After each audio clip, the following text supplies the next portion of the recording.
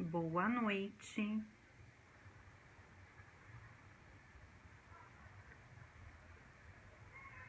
Estou testando o áudio.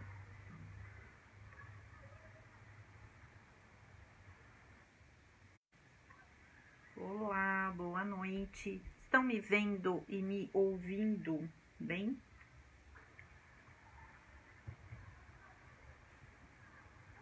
Acho que deu. Tudo bem? Bom, bora lá prosear um bocadinho. Eu coloquei, hoje tá um domingo preguiçoso, né? Foi um dia inteiro, assim, aquele domingo que você fala assim, domingo com cara de preguiça, né? Fresquinho, não friozinho, mas fresquinho. Chuva, um dia bem esquisito assim, bem propício pra ficar dentro de casa e ficar na preguicinha, né? Eu saí pra comprar uns negócios na hora do almoço e eu falei, nossa, hoje tá bem pra ficar no sofá, embaixo da coberta, assistindo Netflix. Aí eu brinquei, aí a pessoa falou assim pra mim, com chocolate quente, eu falei assim, pois é, e um bolo de cenoura com cobertura de chocolate ou uma bacia deste tamanho de pipoca, né? Mas, ok, eu no final das contas não fiz nada disso, bem que eu queria ficar no sofá, embaixo da coberta, assistindo Netflix, com uma bacia de pipoca desse tamanho. O bolo eu brinco, mas não sou muito chegada a bolo, não. Eu gosto de bolo para café, sabe? Aquele bolo com gosto de nada, bolo de fubá, esses bolos sem cobertura, sem creme, sem recheio. Ou se for, também chuto logo o balde, né? E aí vai para aqueles com chantilly, aqueles 1000 folhas, vai logo de uma vez. Mas eu ralei o dia inteiro, na verdade. Estudei pra caramba. Estudei uns casos aí, uns assuntos que eu estou começando a fazer e já preparando a próxima sessão. Fiquei até de madrugada, hoje estamos às 4 horas da manhã, estudando um caso, preparando, literalmente eu coloco o papel na mesa e eu vou desenhando o que a cliente me passou, né, na sessão anterior, para eu poder, né, já ir com algumas questões para a próxima, que eu já deixei alinhavado. E eu fiquei das 5 da tarde de ontem até às 4 da manhã em cima de um caso de uma cliente. E aí eu falei com a psicóloga, aí eu falei com o endocrinologista, eu falei com o ginecologista, eu falei com o urologista. E eu falava, olha, tal coisa, o que você me recomenda? Você acha que isso aqui tem a ver, tal? O que eu leio? Né? O que eu pesquiso? Por onde eu vou? Qual é o caminho que eu entro aqui para juntar, para ter um pouquinho mais de informação? Aí eu baixei livro na internet de PDF, comecei a ler e hoje eu fiquei também basicamente o dia inteiro. E aí hoje eu peguei um outro caso de outra cliente, mas foi a mesma questão. Agora há pouco que eu dei uma parada para dar uma descansada, mas não muito, pero no mucho, porque essa semana agora estou em semana de provas na faculdade e aí lascou tudo, né? Mas bora lá. E aí eu tava vendo algumas coisas e eu falei, ai Jesus, meu Deus, é muita... Ai, eu não me aguento com essas coisas que eu vejo. E aí eu falo, ai, eu tenho que falar. E aí acabo indo nessa linha aí. E aí eu coloquei aqui, de quem cobrar autorresponsabilidade afetiva. Tá muito na moda esse termo, por isso que eu coloquei, né? Que por sinal, não é isso mesmo. Tá muito em voga agora, né? Pelo menos nas 2 últimas semanas só se fala em responsabilidade afetiva para responsabilizar o outro pelas suas questões, né? Como é que o outro te tratou afetivamente e como é que ele te largou, como é que ele te largou na mão. sem pensar nos seus sentimentos, no seu lado emocional, afetivo e blá blá blá blá blá blá blá blá blá. Ok, só que eu estou falando de irresponsabilidade, não de responsabilidade. É I mesmo que eu quero e é auto-irresponsabilidade afetiva. Por que eu tô falando isso, né? Porque eu vi que entrou gente aí, mas sem óculos, eu só vejo assim, tem que pôr o óculos, eu já levo, mas eu acho que foi a Priscila que entrou aí. Por que eu tô falando disso? Eu estava vendo num grupo aí fechado de mulheres, até tem uma amiga que tá na mesma situação, e eu mandei um print, mandei uma mensagem pra ela, fiz assim, eu vou fazer uma live falando de tal coisa, não é pra te cutucar não, viu? E aí eu mandei o print de onde eu vi as mensagens no grupo pra ela, e ela brincou e falou assim, eu vou assistir essa live. Eu falei, é bom mesmo você assistir pra ver se coloca a cabeça no lugar, né? A questão é a seguinte, não tem regra, relacionamento, eu falei isso pra uma cliente essa semana, eu falo em todas as lives, todos os lugares, todos os dias, o dia inteiro, vocês estão, né, já decoraram o que eu falo sobre relacionamentos. Relacionamento é... Oi, Val, tudo bem? Putz, será que eu não vou conseguir ver quem entra? Não consigo dar uns ois aqui. Droga. Eu acho que para eu conseguir eu teria que virar o celular, eu não sei. Enfim, né? O que acontece? Me perdi. Relacionamento é construído, é construção. A construção, a gente fala de um tijolinho a cada vez, por vez e a cada dia, né? É uma ação, cada reflexão, cada situação, cada acontecimento em uma relação é um tijolinho que a gente vai empilhando ali e vai construindo. Quando acaba essa construção, essa é aquele tipo de construção que não acaba nunca. Sabe aquela coisa que você fala assim, poxa, mas eu ia fazer isso, mas agora eu já vou... Não acaba nunca. Relacionamento é o tipo de construção que é infindável. Por quê? Porque a gente sempre tem que ter o olhar ali, né? Todos os dias. Literalmente todos os dias. Quando a gente desanda, quando a gente tira o olhar da nossa relação, do nosso relacionamento, do nosso namoro, do nosso casamento, aquilo vai desandar, né? Por quê? Sabe meio aquele ditado que diz assim, o porco engorda aos olhos do dono?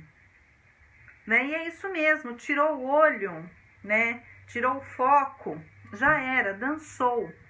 Então, você pode perder o fio da meada. Quando eu dava aula, a minha lousa era assim, uma coisa de louco. Eu vou falando e eu vou, sabe, falo, nossa, agora isso, tal. E aí eu ia puxando setinha, daqui pra lá, de lá pra cá, e eu já tava lá na ponta, eu falava, não, mas isso aqui agora linka com aquilo, eu voltava lá pro começo da lousa, e eu falava, e aí quando eu olhava assim, no final da aula, tava aquela coisa que eu falava, Jesus, né? E eu falava pros alunos, e aí os alunos brincavam comigo, né? Se piscasse, o lápis cair, e eu abaixar pra pegar, e quando eu olhar de novo, você tiver puxado mais uma setinha, a gente já perdeu o fio da meada, não entende mais nada. E relacionamento também é assim, né? Se distraiu, olhou para o lado, tirou o foco, dançou. Porque ali pode ter desenrolado tantas outras coisas e você não volta mais, né? Ou para voltar, você vai ter que voltar naquela situação de tipo, aonde foi que eu me perdi? Então, quando eu atendo o cliente, por exemplo, vai me contando a história, eu falo assim, peraí. Ou às vezes eu deixo contar e aí em alguns momentos eu dou faço umas interrupções, ou eu dou umas, enfim, e eu falo assim, peraí, nesse ponto que está, você consegue identificar aonde foi que vocês se perderam? O que foi que aconteceu aqui, né? E muitas vezes a pessoa não se dá conta, e aí a gente tem mesmo que fazer usar ferramentas, estratégias, para que a pessoa consiga voltar em algumas questões que, se ela estivesse acompanhando, se o casal estivesse acompanhando, não teriam se perdido, né? E aí entra a questão que é a seguinte: relacionamento é construído a dois. Não existe manual de instrução, então nunca vai ter, né? Faça assim, faça de outro jeito, se fizer assim vai dar certo, se fizer assim vai dar errado. Não tem regra, não tem manual de instrução, não tem nada disso, então é meio que na tentativa e erro, só que é uma tentativa e erro que a gente tem que ter um mínimo de noção, de bom senso, de estrutura, de lógica, sabe, mesclar ali, equilibrar o racional com o emocional, e aí as coisas vão caminhando por esse lado. Boa noite, Miriam, tudo bem? E aí as coisas vão caminhando, já saquei. Quando entrar ali eu já tenho que dar boa noite, porque depois o negócio sobe ali e eu não consigo voltar mais, descer a tela. Porque e aí eu acompanho por ali e acompanho pelo computador. No computador eu não aparece quem entra, no computador eu só consigo ver quando tem comentário. Olha que coisa doida isso. Mas enfim, então não tem manual de instrução, tem que ir, né, pesando ali, né, isso vale, isso não vale, e equilibrando. E é na tentativa e erro com estas questões todas. Claro que ninguém erra porque quer, mas sacou que deu errado, né, deu ruim?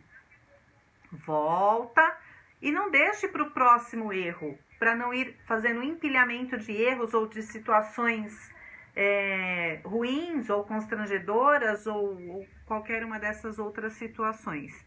Então a questão tem que estar acompanhando, sabe, ali a par e passo, senão você não vai para lugar nenhum. Ou melhor, vai para o brejo. Então, é construído, não tem manual de instrução, é o que eu também sempre falo, é o caminho se faz caminhando nessa situação. E basicamente essas questões. Só que tem algumas questões que a gente precisa levar em conta. O mundo mudou, né? Se a gente comparar com algumas poucas décadas passadas aí, se a gente olhar para trás e olhar a 20, 30, 40, 50 anos,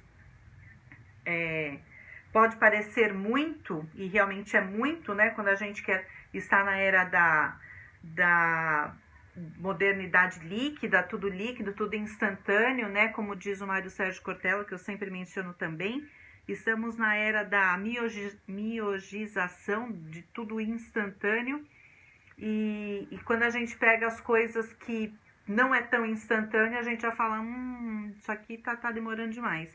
A gente não tem mais paciência, até por conta da tecnologia, de esperar. Se demora 15 segundos para começar um vídeo, para abrir uma tela, a gente já, né, fica nervoso, tipo, já começa a apertar, já reinicia, já vai para outro, já desiste daquele. 15 segundos já faz a diferença.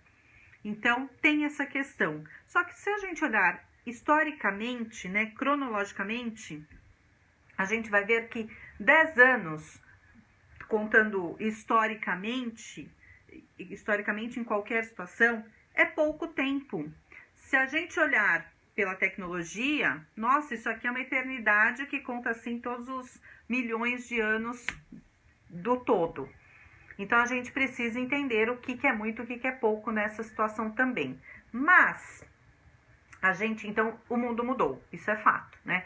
As relações mudaram, isso também é fato. Só que tem um detalhe, a gente precisa entender, e eu falei isso ontem ou anteontem, acho que foi no vídeo de ontem, que tudo mudou, inclusive as relações, mas o ser humano, ele não mudou. A essência não mudou, continuamos sendo pessoas, seres humanos, uns mais humanos que outros, né? Uns viraram ser humaninhos, mas enfim.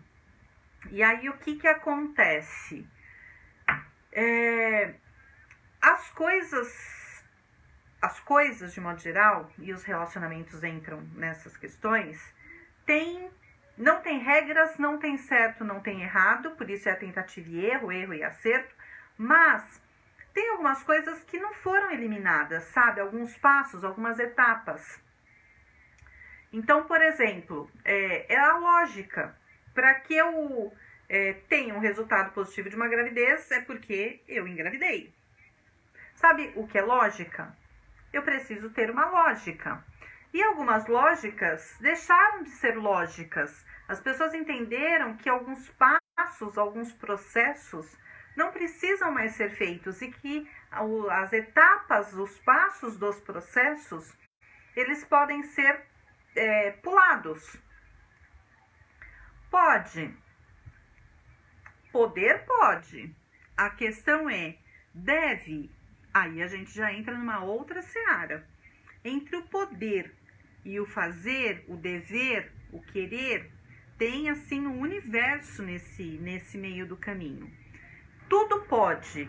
Tem até uma máxima na PNL que diz algo assim: tudo pode, mas nem tudo me convém.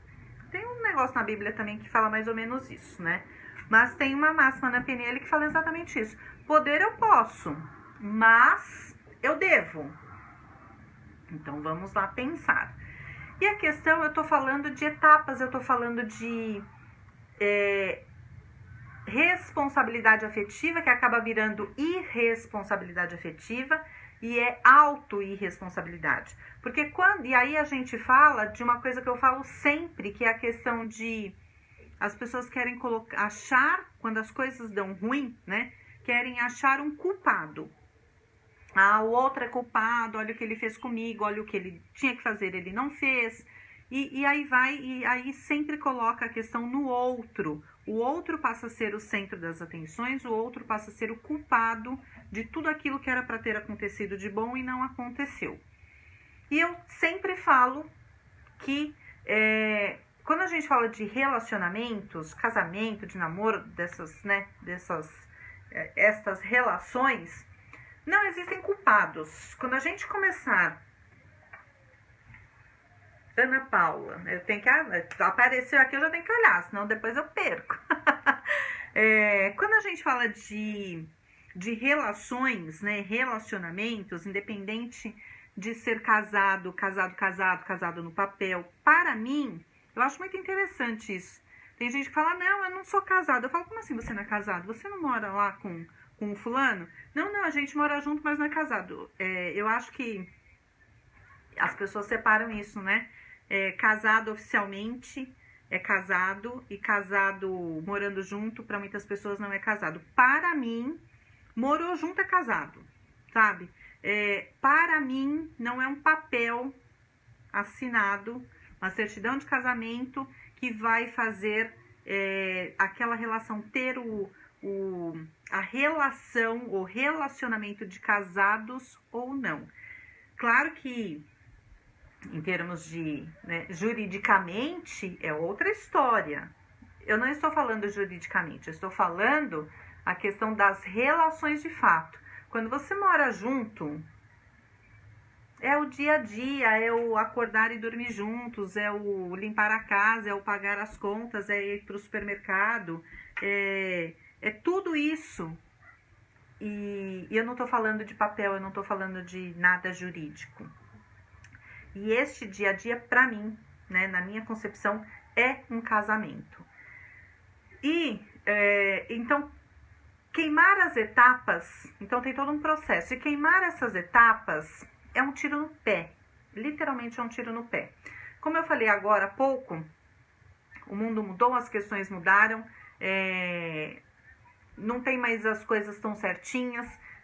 Voltando um pouco na história, voltando do jeito que está e do jeito que era, voltando muito no tempo.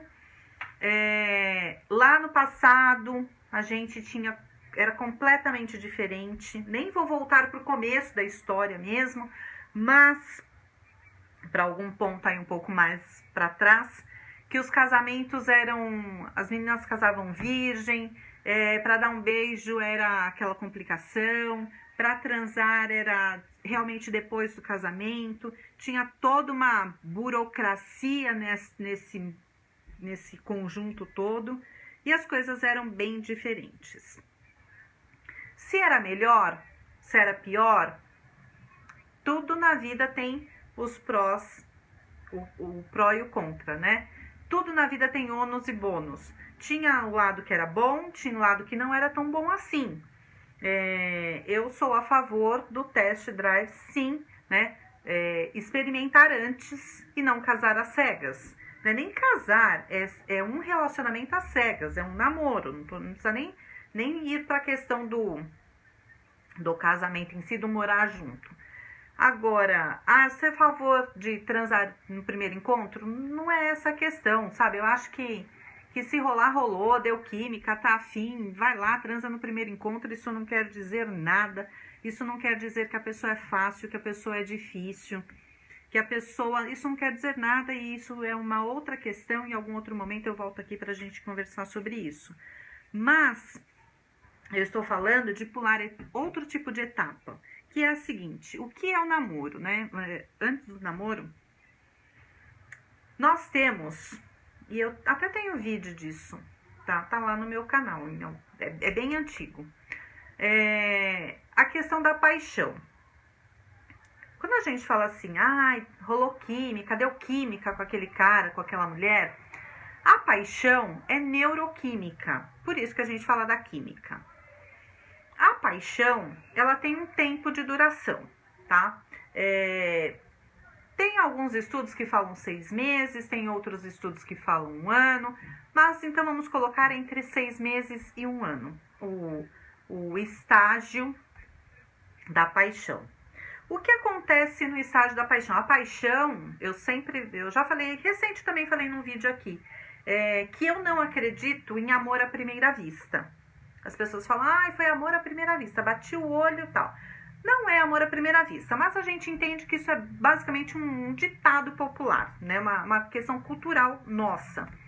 Amor à primeira vista, a gente quer dizer, nossa, eu bati o olho e fiz, nossa, gostei, né? Mas não existe amor, eu não concordo com esta tese, com esta teoria de que existe amor à primeira vista. Por quê? Porque, na verdade, o amor é um estágio depois da paixão.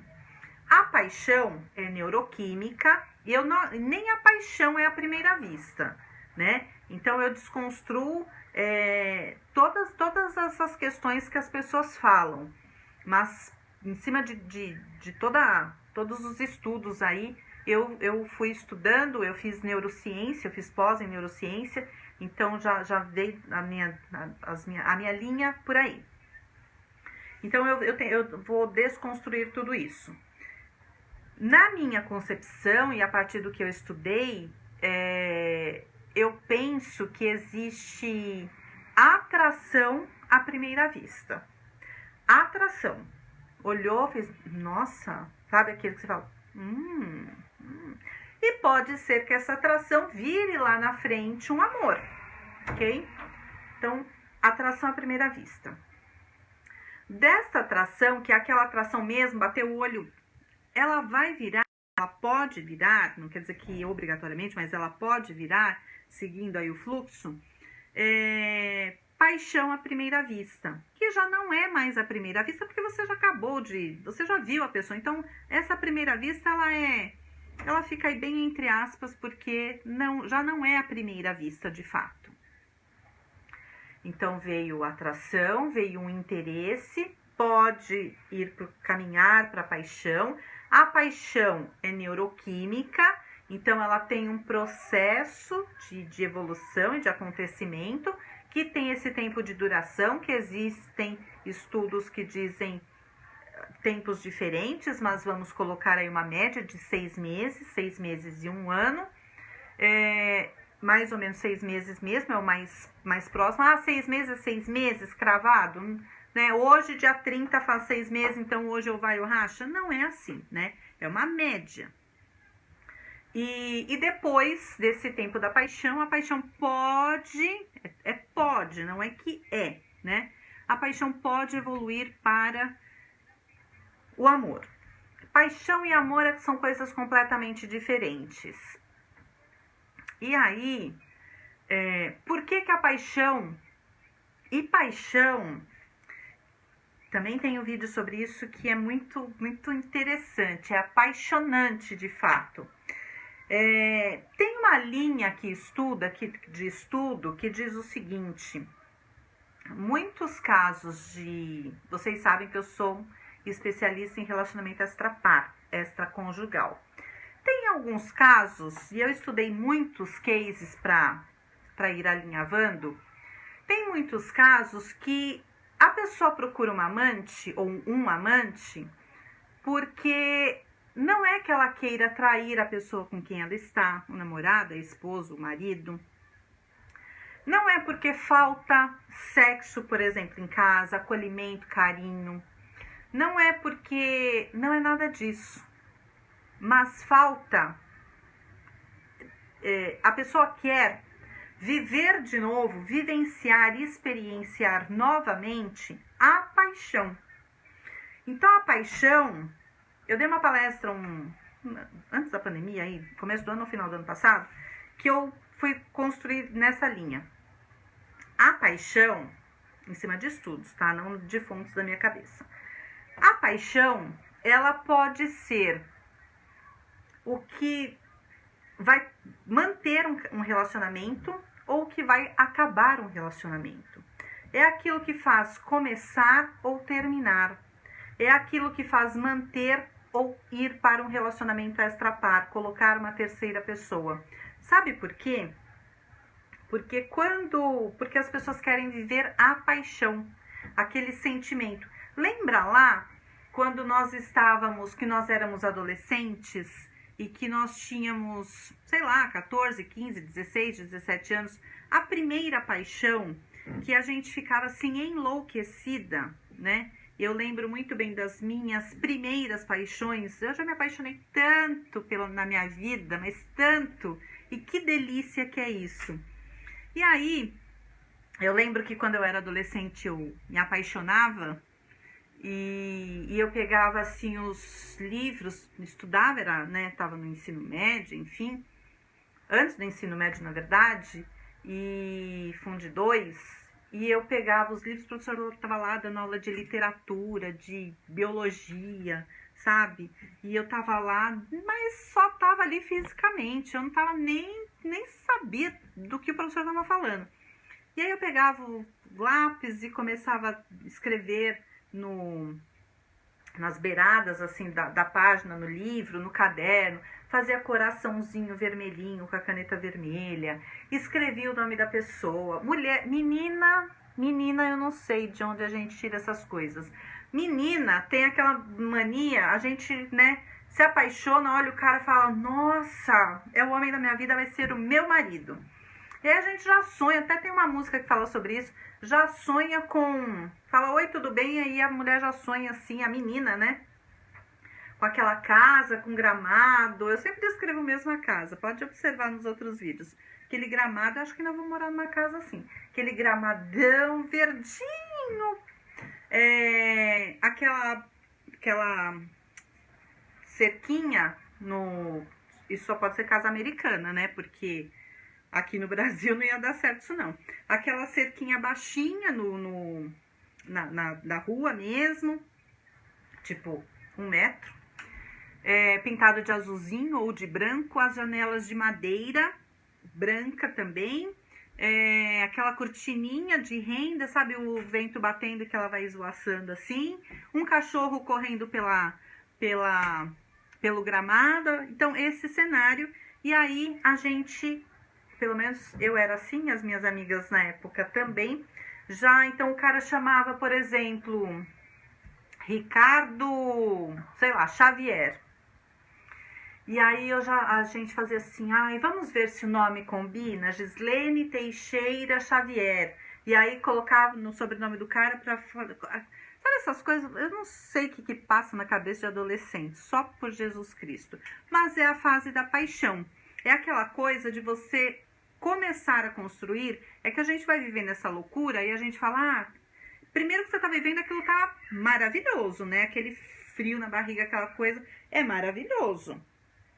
Depois que passa e você fica adulta, aquela coisa toda, enfim, a vida toma outro rumo, aí você fala, nossa, como é que eu fazia um negócio desse? Mas quando a gente pega e vai pela literatura, né, pela ciência, por toda a área de estudo de fato, aí a gente entende que nem era loucura, nem era babaquice, nem era nada disso, mas tinha todo um processo ali que a gente desconhece o processo, então a gente só vive. Mas tinha todo um processo ali por trás dessa situação. E o que acontece? O que acontecia naquela fase? A gente vivia no mundo da lua, idealizando, esquecia de comer, tão apaixonada, esquecia de comer, tinha toda uma mudança. Aí você encontrava a pessoa, não tinha internet, tô falando de uma época que nem tinha internet, por exemplo, né? Que foi quando eu era adolescente. E aí, encontrava a pessoa, você tava caminhando assim, você via a pessoa lá, vindo lá no outro quarteirão, aí dava taquicardia, ficava ruborizada, tipo assim, tipo agora. Ruborizada, ruborizada eu não sei, mas tô igual um panda aqui, toda borrada com esse rímel. E aí tinha todo esse processo, aí ficava, né, taquicardia, ruborizada, a mão começava a suar, a perna tremia, borboletas no estômago, aquela coisa toda. Isto é o estágio da paixão. O estágio e o estado da paixão. Que dura em média de 6 meses. O que acontece? E aí, quando você vai, casa, fica adulto, as coisas já não estão lá tão bem, não dão tão certos, ou dão mais ou menos. E aí a pessoa vai e fala, eu quero viver aquilo de novo, eu quero sentir aquilo de novo, eu quero me apaixonar de novo. Ai, mas era tão bom, minha vida tá morna, monótona, tá parada, tá um caos tá tudo em ordem, na verdade, mas nada acontece, tá tão em ordem que nada acontece. E a pessoa fala, eu queria me apaixonar, eu queria sentir aquilo de novo. E aí, é um pontapé para entrar, para abrir uma brecha não, para abrir um mundo, um universo, para entrar uma terceira pessoa na relação. Mas não é isso que eu quero dizer exatamente, eu só fiz uma ponte. Então, a paixão tem esse universo aí, né? O que acontece? A paixão, ela tem esse tempo de duração curto, porque a paixão tem o mesmo efeito no cérebro, ela tem o mesmo efeito de uma overdose de cocaína. Exatamente por isso, não pode durar um tempo maior do que dura, porque nós teríamos os efeitos e as consequências da overdose de cocaína. Portanto, ia dar muito ruim. Então, tem esse período e depois vai se transformando em outras questões e aí vem o próximo passo, é o amor, tá? Claro que eu tô falando assim bem en passant, claro que tem 1000 processos nesse meio do caminho aí, tem 1000 coisas aí no meio do caminho, mas é mais ou menos dessa maneira.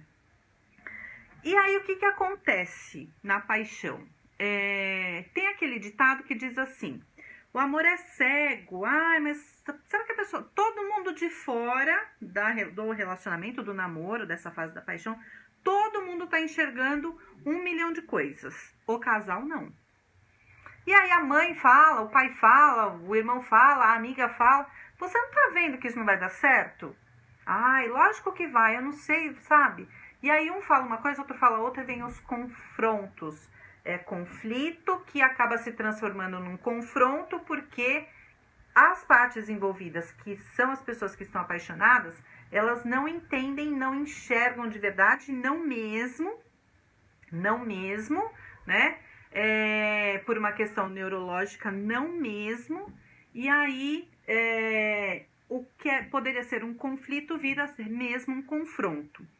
E aí a pessoa não enxerga mesmo. E aí quando passa o estado da paixão passa, A pessoa olha e fala assim, nossa, onde é que eu estava na cabeça? Onde é que eu estava com a minha cabeça que eu fiz isso? Mas como que eu não via isso? Nossa, mas caracas, né? Não via mesmo, você não enxergava o que é, por isso que tem o ditado aí que diz o amor é cego. Quando as pessoas falam popularmente o amor é cego, não está falando do amor, estão falando do estágio da paixão, que dá essa cegueira temporária. Na verdade, quando a gente estuda as neurociências e estuda a paixão, a gente vê lá que a paixão na neurociência ela é denominada como um estado temporário de demência. Isso mesmo. A paixão é um estágio e um estado temporário de demência, onde todos os reflexos, todos os pensamentos, todas essas questões, elas não são vistas aos olhos racionais.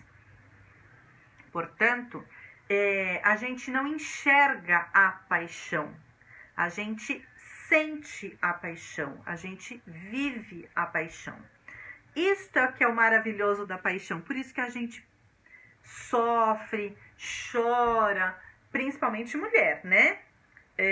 Não que homem não sinta, não nada disso, mas a forma como a gente expressa é diferente. A gente faz tudo isso que eu falei, coraçãozinho, escreve cartinha, escreve diário, chora à noite, idealiza e sonha e já pensa no vestido de noiva, no nome do filho. Jesus, meu Deus, quanta coisa doida, né? E aí a vida vai seguindo. E isso é ótimo, enquanto você está vivendo. Depois passa, você fala, caracas. O que acontece? Se nesse período a gente não enxerga as coisas como elas realmente são, a gente só vai enxergar as coisas como elas aconteceram depois que passou a fase da paixão. Aí vem uma fase mais calma, mais centrada, mais racional. Não que o emocional tenha desaparecido, mas a gente já consegue raciocinar um pouquinho melhor, né? E aí, ok. Por que eu tô falando tudo isso?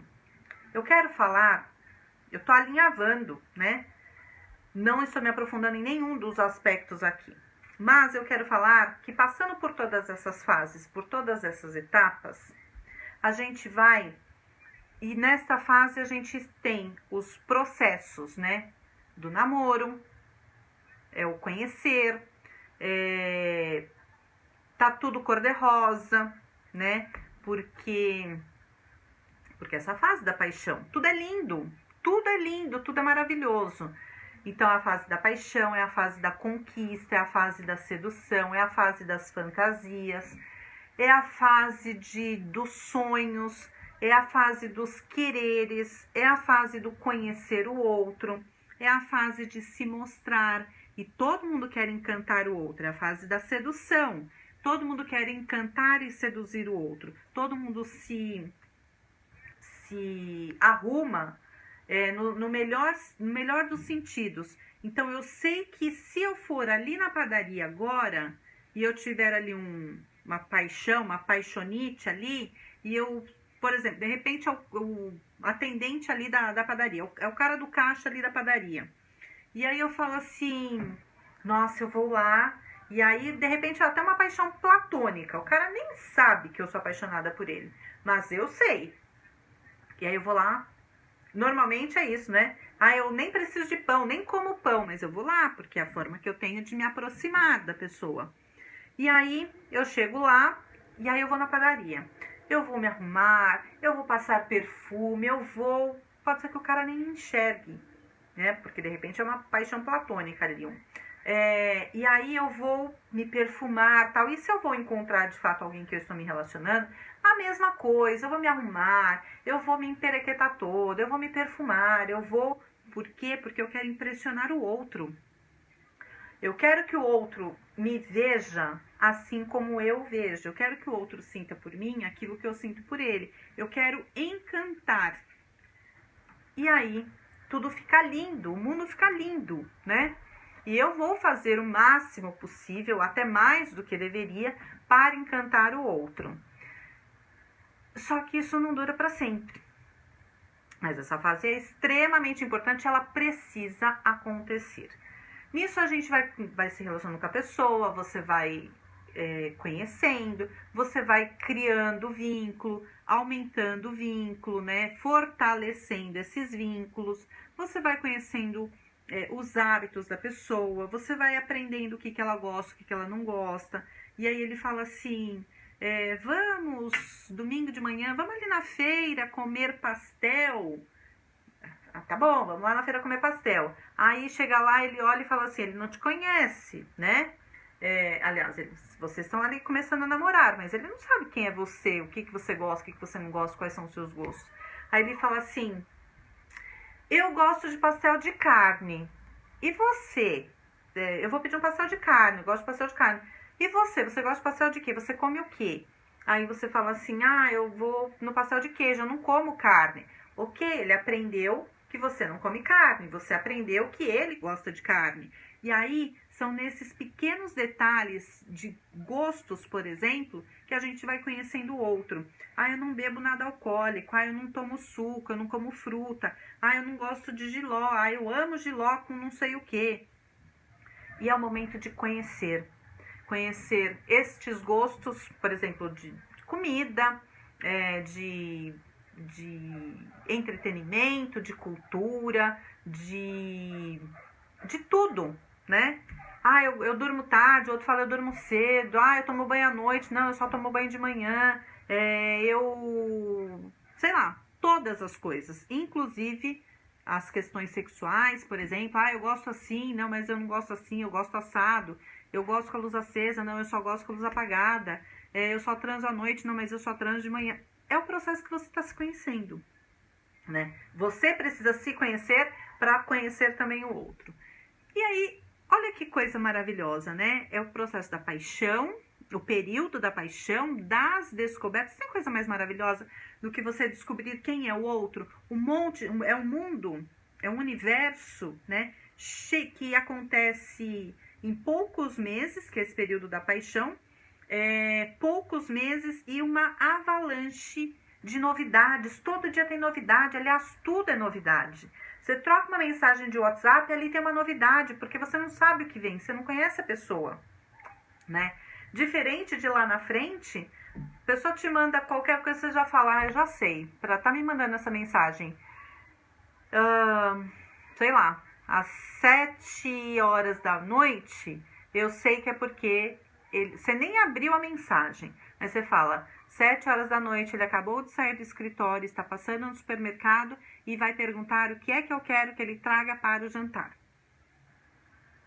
né?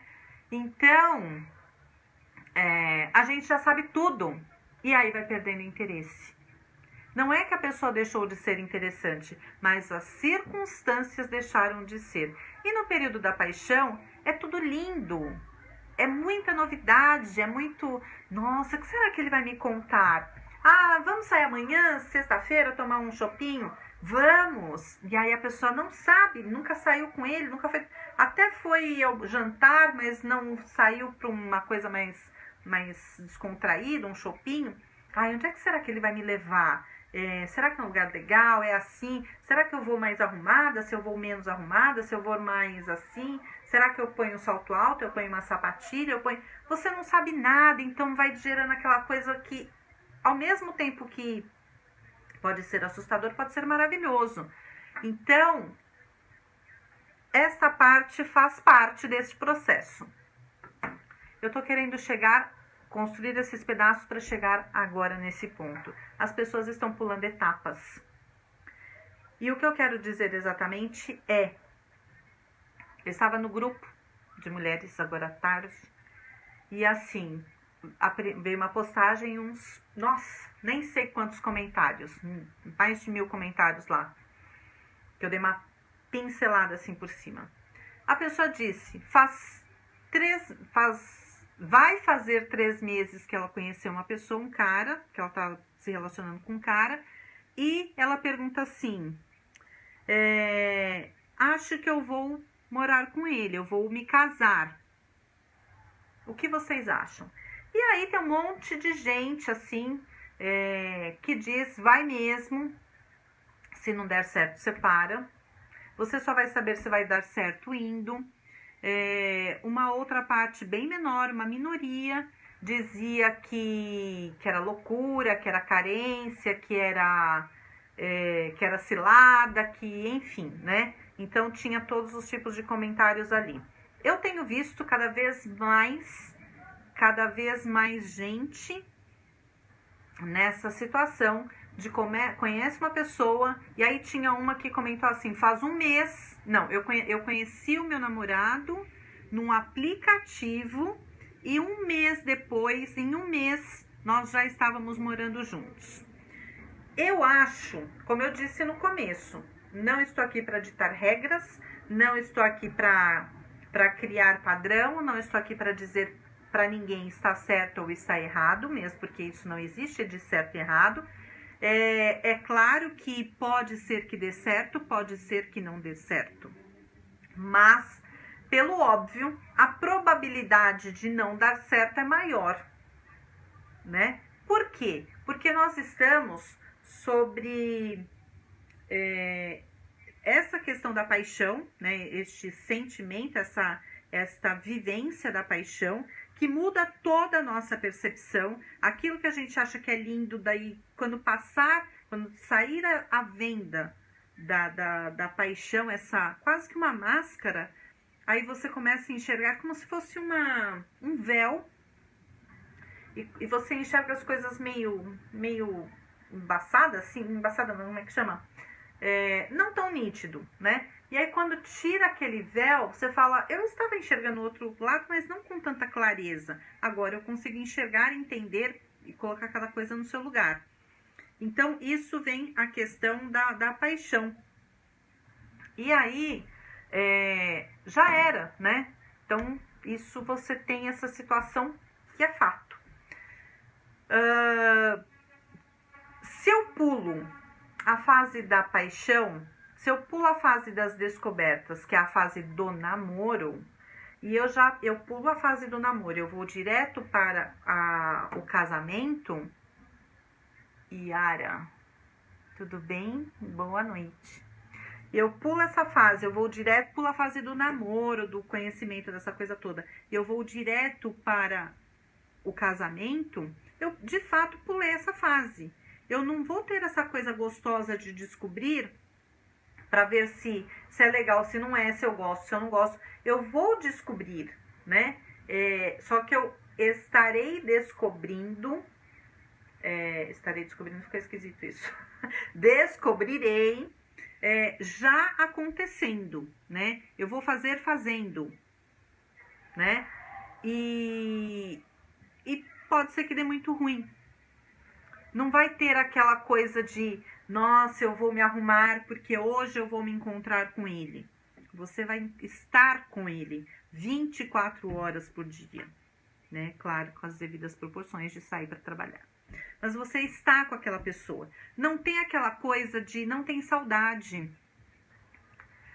A saudade é um componente extremamente importante nos relacionamentos. Extremamente importante. Se eu já estou com a pessoa, eu moro com a pessoa, eu durmo, acordo, tomo banho, almoço e janto com a pessoa, que saudade eu vou ter? Lembrando que eu estou conhecendo a pessoa, eu estou construindo o relacionamento e o vínculo. Não vou ter essa parte que é tão importante, tão gostosa também, eu já joguei fora. Não vai acontecer. Não vai ter aquela coisa que de repente é um ciúminho bobo, uma coisa tão infantil, até pueril, mas eu fico meio tipo, não sei, até meio manhosa mesmo, meio com charminho, depende da, né? E eu falo, não vou falar com ele hoje não, só amanhã de manhã. Se eu estou namorando, se eu estou na minha casa, a pessoa está na casa dela, independente da idade, de qual seja a situação, se for um charminho, ok.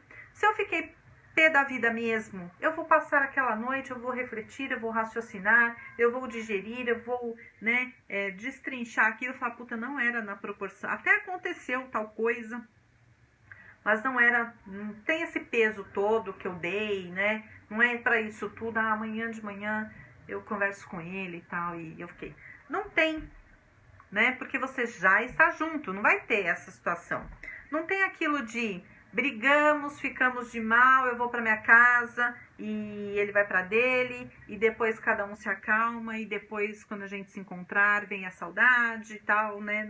Digera aquela coisa toda, vem o processo da saudade, como eu falei, e aí vocês se acertam. Não tem isso de, ó, não gostei do que você falou, mas ó, depois a gente conversa, tá? Eu vou para minha casa, que eu acho que é melhor. Não tem eu vou para minha casa. A minha casa é a mesma casa da pessoa, vocês estão morando juntos. Então, são tantas coisas que se perde quando pula esse processo, essa fase do namoro, do conhecimento, que é catastrófico para o relacionamento. Se tem algo que é catastrófico, é pular essa fase. E o que eu vejo é cada dia mais pessoas jovens, não tão jovens assim, pulando esta fase. Tem inclusive amigas, né? Eu tenho uma amiga que acabou de acontecer isso com ela. Em 3 meses já estavam morando juntos. E em 1 ano já terminou tudo, né? Montaram casa, sabe, mobilizaram as famílias, uniram as famílias, aquela coisa toda, né? Porque é um casamento, não precisa do papel, é um casamento. E aí acaba, tá, vai cada um pro seu canto. Ah, como eu disse lá, várias pessoas na página que eu tava falando lá no grupo. Ué, se não der certo, separa.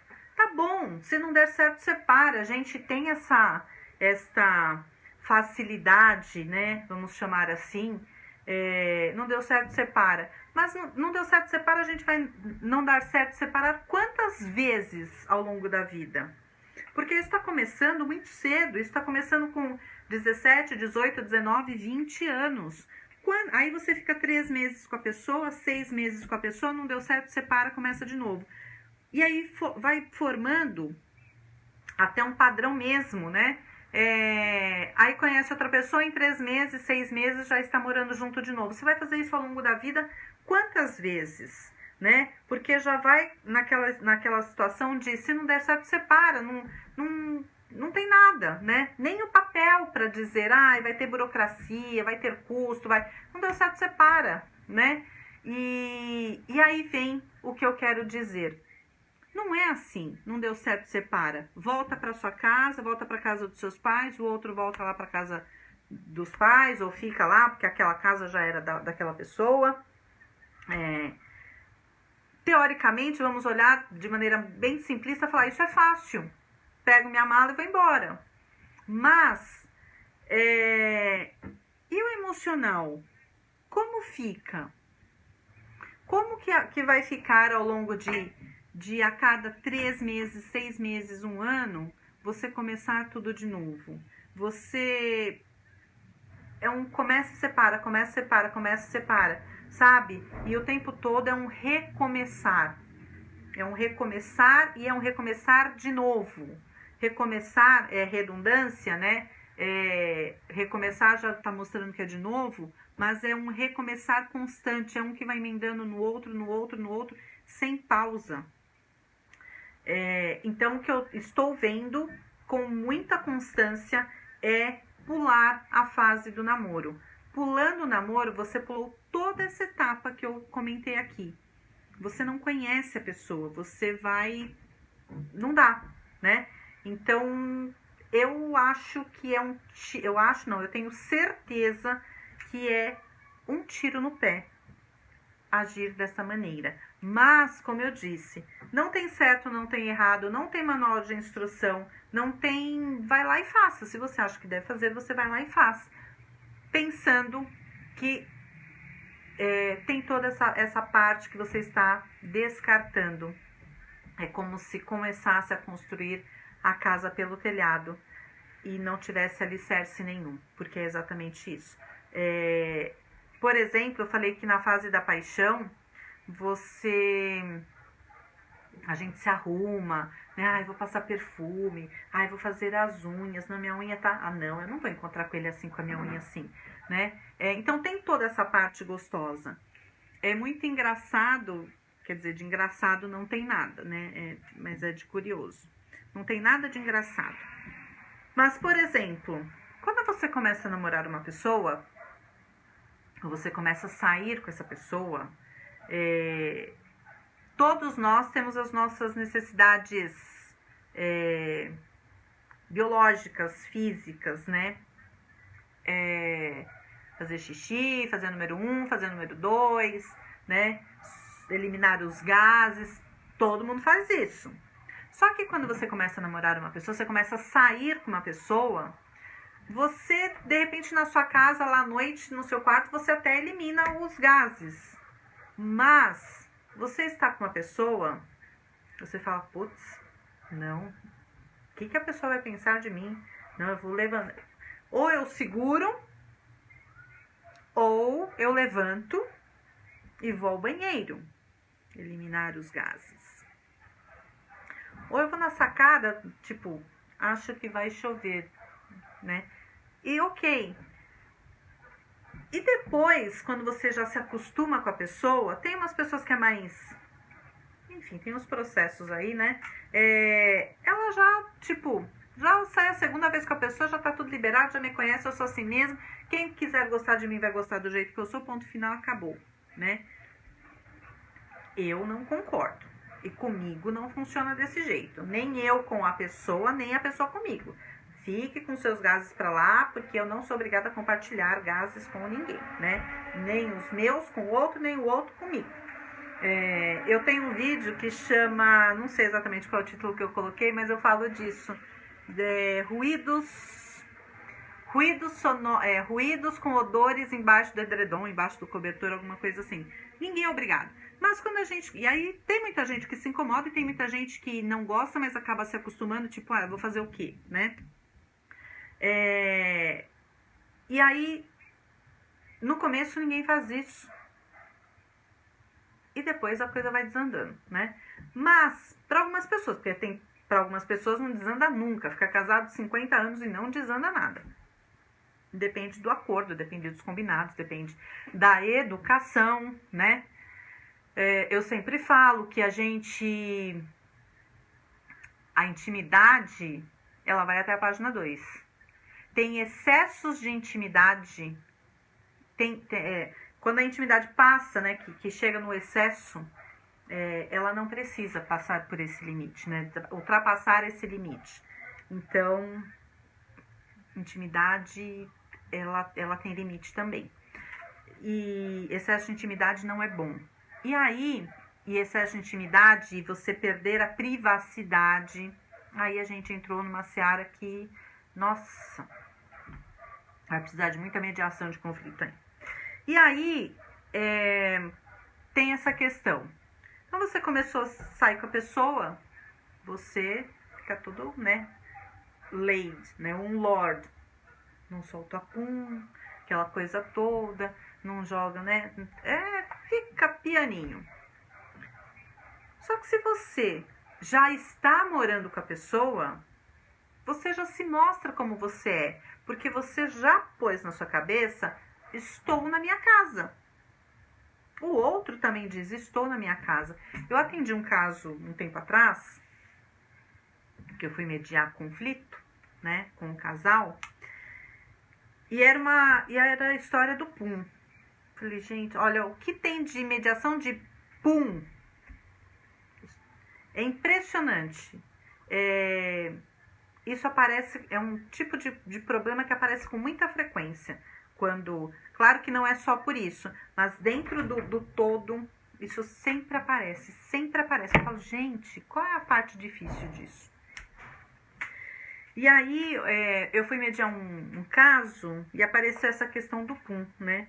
E ele soltava pum, o ruído com odor embaixo do edredom. E ela não aceitava aquilo em hipótese nenhuma. Fazia 1 ano mais ou menos que eles estavam morando juntos. E ele falava assim pra mim: Gislene, eu estou na minha casa. Se eu não puder soltar pum na minha casa, no meu quarto, eu vou fazer isso aonde? E eu ouvindo, eu ouço as duas partes, né? E aí, ok, eu não tô lá pra dar palpite, né? Ok. Aí eu ia escutar ela. Aí ela falava assim: Gislene, pelo amor de Deus, ele solta pum embaixo do edredom. Eu não admito isso. Tal. Quando eu ouvindo os dois separados, depois eu juntei. E aí, o bicho pegou, porque era assim, ele dizia: eu estou na minha casa, se eu não tiver a liberdade de ser quem eu sou na minha casa, eu vou fazer isso aonde? E ela dizia: mas eu estou na minha casa, e se eu não puder fazer do jeito que eu quero, que eu sou, que eu aceito na minha casa, como que fica? E aí entrou a mediação, né? E é exatamente isso. Os dois estão, o quarto é dos dois. É um quarto. E cada um acha que tem o direito de fazer o que bem entende. E não. Só que não. Hashtag só que não. Né? Por quê? Porque a partir do momento que você está compartilhando aquele espaço, você está compartilhando com a outra pessoa, não é só o meu direito, não é só o direito do outro, não é só o meu querer, só o querer do outro, né? Mas eu vou ter que ceder, eu vou ter que negociar, vai ter que ter os acordos, vai ter que ter os combinados. Como é que faz isso? Né? Porque se o outro achar que ele tem o direito, como que fica a outra parte? Se a outra achar que ela que está certa e que o outro não pode fazer, como é que fica a outra parte? Agora, como é que fica isso tudo quando você não passa pelo processo do namoro? Você já, em 1 mês, você já está com todos esses conflitos, né? Que é tudo que eu falei, é descobrir, só que quando eu descubro que é descobrir fazendo, então quando eu descubro, por exemplo, normalmente, né, não é uma regra, mas grande parte das mulheres se incomodam de serem acordadas no começo, serem acordadas, não importa a hora, né? Mas mais para de manhã, por exemplo, ser acordada para ter relação sexual. E para o cara, normalmente, isso é normal, né? Nesse exemplo aqui que eu tô dando. Só que ele vai, acorda, ele não sabe se ela gosta ou não. E aí ele vai acordar. Já estão morando juntos. Não tiveram tempo de se conhecer para ir testando. Eles não dormiam juntos até 1 mês atrás, quando eles se conheceram. Eles saíam esporadicamente, iam para o motel, ficava lá o período lá da diária lá do motel, 3, 4 horas e ia embora. Não tinha isso de vou dormir e acordar com você. E aí ela acorda virada no giraia, no capeta, né? No... Como é que chama aquele negócio lá? Virada no capiroto. Outro dia uma cliente falou pra mim: eu acordei virada no capiroto. Eu falei: que isso? Né? Por quê? Porque ela não gosta, não aceita ser acordada. Independente pro que seja. Acordou virada no capiroto, no humor virado no saci, né? E aí ele trouxe essa questão. Então ela trouxe essa questão e ele trouxe a questão de: nossa, super grossa, super mal-humorada, eu só queria fazer amorzinho e tal. Eu falei: mas vamos lá. Ela tá dizendo que ela não gosta de ser acordada, ela não suporta ser acordada. Ele virou pra mim e fez assim: como é que eu ia saber? Pois é, como é que ele ia saber? Por que ela não falou? Ela não falou porque não tinha acontecido ainda. Ela não falou porque não passou pela cabeça dela que ele podia ter aquele comportamento, que para ele aquilo podia ser legal. Por quê? Porque eles não se conheciam. Por quê? Porque isso nunca tinha acontecido. Por quê? Porque com 1 mês de namoro estavam morando juntos. Então, presta atenção, não pule etapa, até para você depois não querer responsabilizar o outro responsabilizar o outro, não. Depois não querer culpar o outro e também jogar para cima dele a questão da responsabilidade afetiva que ele tem que ter em relação a você. Quando, na verdade, isto não tem culpado o outro, não, o outro lado, independente de ser homem ou mulher, o outro lado não é culpado, né? Este lado não é vítima, mas existem responsáveis e corresponsáveis do mesmo em relação ao mesmo fato. Quando eu pulo uma etapa que é gigantesca e é primordial para um relacionamento saudável, eu vou querer culpar o outro, mas eu me responsabilizei também em entrar nessa situação. E eu não avaliei que eu estava pulando uma parte enorme. É como se falasse assim, olha, acabou de nascer o bebê, tá aqui ainda na sala aqui no centro cirúrgico, e o bebê já tem que sair engatinhando.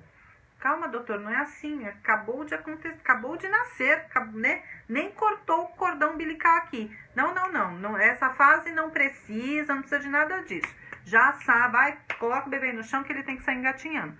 Não é assim, né? Mas as pessoas estão querendo fazer dos relacionamentos exatamente desse jeito. Então, presta atenção, independente de qual idade você tenha e o que aconteça, né? Como é que tem acontecido, porque a responsabilidade é sua sim, tá? Então, não jogue a culpa pra cima do outro quando você tem responsabilidade. E pular esta fase vai dar ruim. Mas vai dar ruim mesmo. E vai dar ruim aquele ruim que não vai ter jeito, tá? E aí você fala, tá bom, termina. E você vai começar até quando? E como que você vai ficando a cada recomeço, a cada término? A cada término, você vai fazendo um arranhãozinho, você vai se machucando, você vai se esfolando. Daí um tempo, você olha e você tá parecendo uma peneira toda furada, que são os furos emocionais. Como é que você vai curar isso? Como é que você vai tratar isso? Não trata. E aí, é o que eu falei no vídeo de anteontem, eu acho. Você vai se machucar inteira emocionalmente. E você vai sangrar em cima do próximo, que não tem nada a ver com a história. O anterior te machucou. Você não tem o processo de cura, porque você não sabe fazer isso, porque você engata um relacionamento no outro. Você sempre usa o próximo para curar a dor anterior. Aí você vai para o próximo para curar a dor anterior e do anterior. Só que nesse aqui, você está querendo curar a dor de 2, 3, 5, 10, 20 para trás. E em cima deste último, que é o atual, você está sangrando todos os outros que você passou, que foi machucando. Então, presta atenção. E aí você diz, a culpa é do outro? Nenhum homem presta. Todos me machucaram. Nenhuma mulher presta. Todas me machucaram. Quais são as etapas que vocês estão pulando? Vocês querem saltar de paraquedas lá de cima, sem paraquedas? E vai dizer que deu errado? Cadê o seu equipamento? Você não tinha. Então presta atenção, né? Presta atenção, porque ter esta auto-irresponsabilidade afetiva é suicídio. É suicídio emocional. Presta atenção no que você está fazendo, porque você vai sair sangrando em cima dos outros. E uma hora você vai ter uma hemorragia fatal. E aí não adianta falar que o outro foi culpado. Ok? Esses machucados, pode até ser que o outro tenha alguma responsabilidade, corresponsabilidade, mas, tudo bem, Patrícia, mas é automutilação. Quando a gente vai entrando nesses relacionamentos deste formato aqui que eu desenhei para vocês, isso é automutilação. Vai dar hemorragia, vai ser fatal. Só que antes você vai sangrar em cima de todo mundo que entrar na sua vida, porque você não está mudando o padrão. Então, fica a dica, hashtag fica a dica, ok? Beijos para vocês. Tchau, tchau. Boa noite. Vou estudar. Bora lá. A noite é uma criança. Tchau.